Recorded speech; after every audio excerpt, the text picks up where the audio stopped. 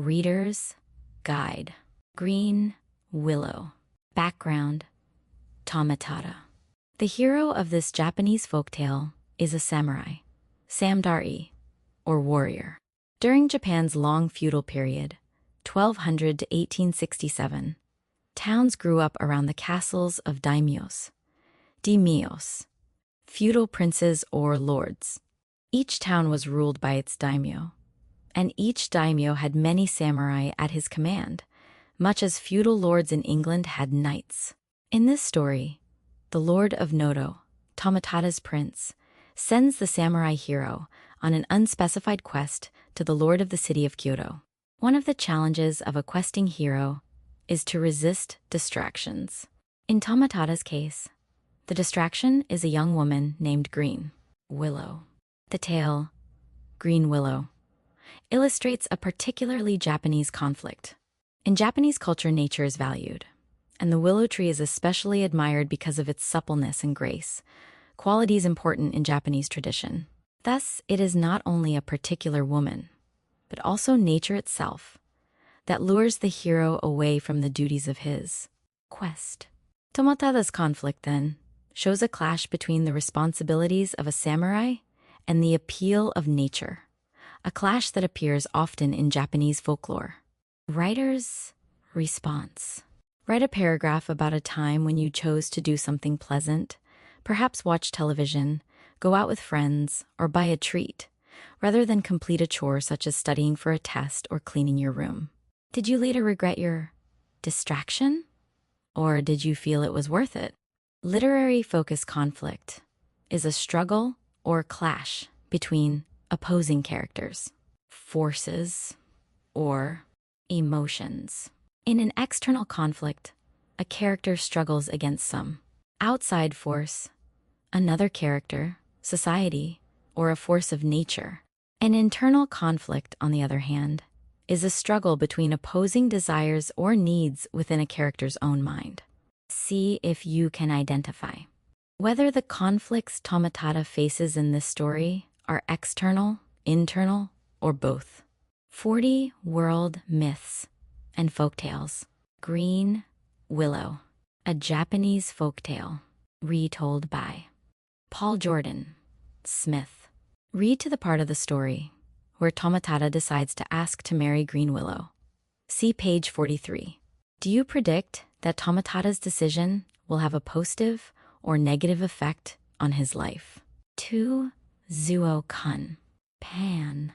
Mounted samurai cleaning his sword. 16th century. In the era of Bume, there lived a young samurai, Tomatada, in the service of the daimyo of Noto.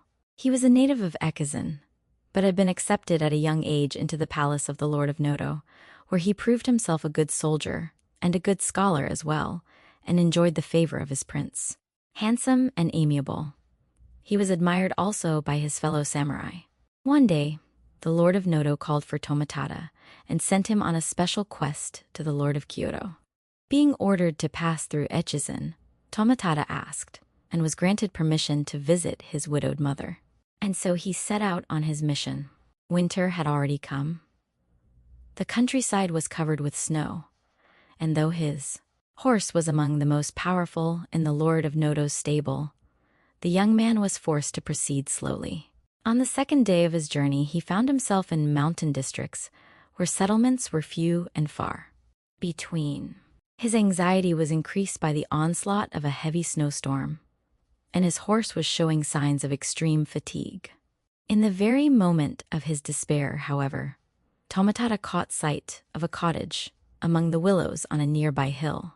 Reaching the Green Willow 41, the Granger Collection, New York dwelling, he knocked loudly on the storm doors which had been closed against the wind. Presently, the doors opened, and an old woman appeared, who cried out with compassion at the sight of the noble Tomatada. Ah, how pitiful! Traveling in such weather, and alone. Come in, young sir, come in. What a relief to find a welcome in these lonely passes, thought Tomatada as he led his horse to a shed behind the cottage. After seeing that his horse was well sheltered and fed, Tomatada entered the cottage, where he beheld the old woman and her husband, and a young girl as well, warming themselves by a fire of bamboo splints. The old couple respectfully requested that he be seated, and proceeded to warm some rice wine and prepare food for the warrior. The young girl, in the meantime, disappeared behind a screen, but not before Tomatada had observed with astonishment that she was extremely beautiful, though dressed in the meanest attire. He wondered how such a beautiful creature could be living in such a lonely and humble place. His thoughts, however, were interrupted by the old man, who had begun to speak. "Honored sir," he began, "the next village is far from here, and the road is unfit for travel. Unless your quest is of such importance that it cannot be delayed, I would advise you not to force yourself, and yourself, horse beyond your powers of endurance. Our hovel is perhaps unworthy of your presence, and we have no comforts to offer. Nevertheless, please honor us by staying under this miserable roof." Tomatada was touched by the old man's words, and secretly, he was glad of the chance afforded him to see more of the young girl. Before long, a simple meal was set before him, and the girl herself came, from behind the screen, to serve the wine. She had changed her dress, and though her clothes were still of homespun, her long loose hair was neatly combed and smoothed. As she bent to fill his cup, Tomatada was amazed to see that she was even more beautiful than he had at first thought. She was the most beautiful creature he had ever seen. She moved with a grace that captivated him, and he could not take his eyes from her.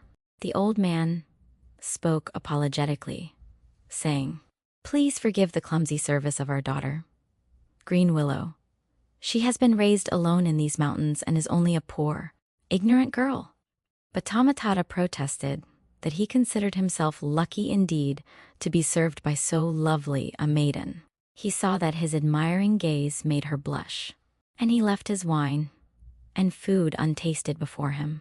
Suddenly struck by inspiration, he addressed her in a poem.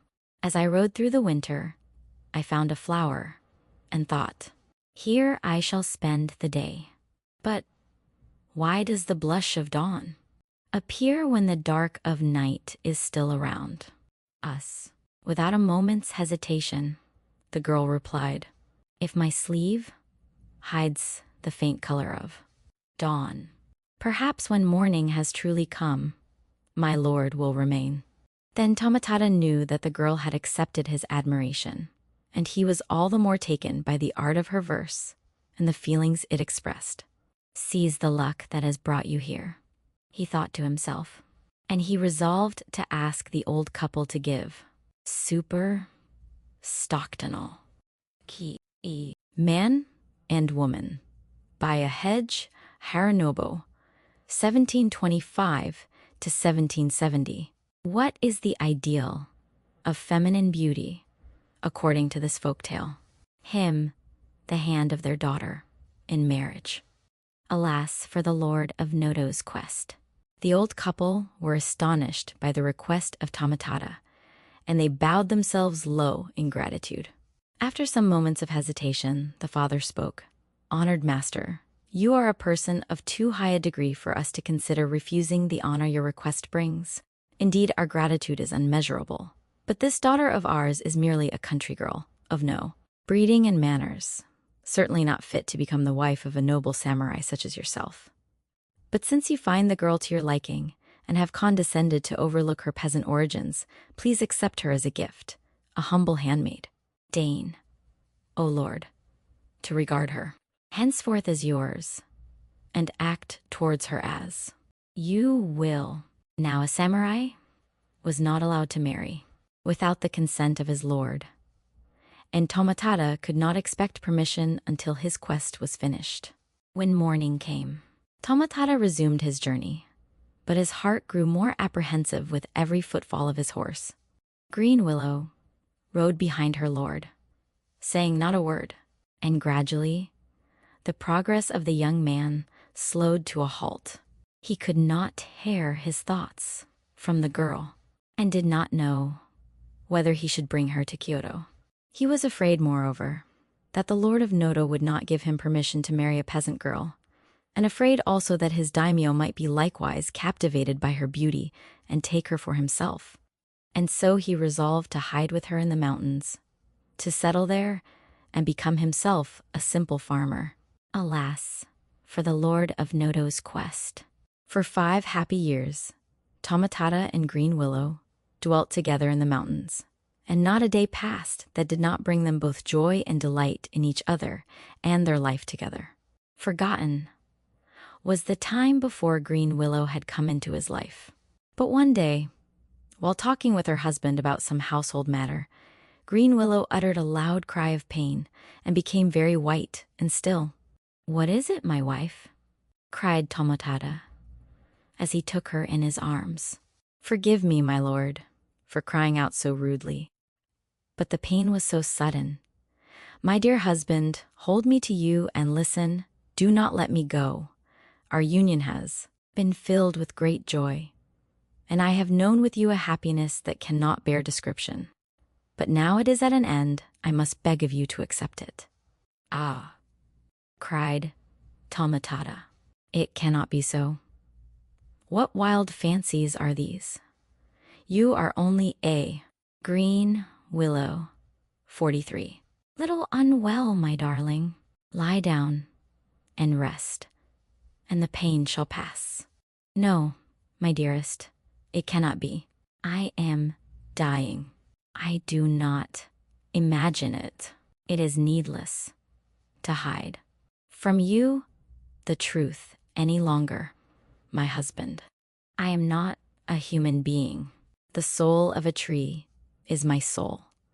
The heart of a tree my heart. The sap of a willow is my life. And someone, at this most cruel of moments, has cut down my tree. Even now its branches have fallen to the ground. And this is why I must die. I have not even the strength left to weep, nor the time." With another cry of pain, Green Willow turned her head and tried to hide her face behind her sleeve.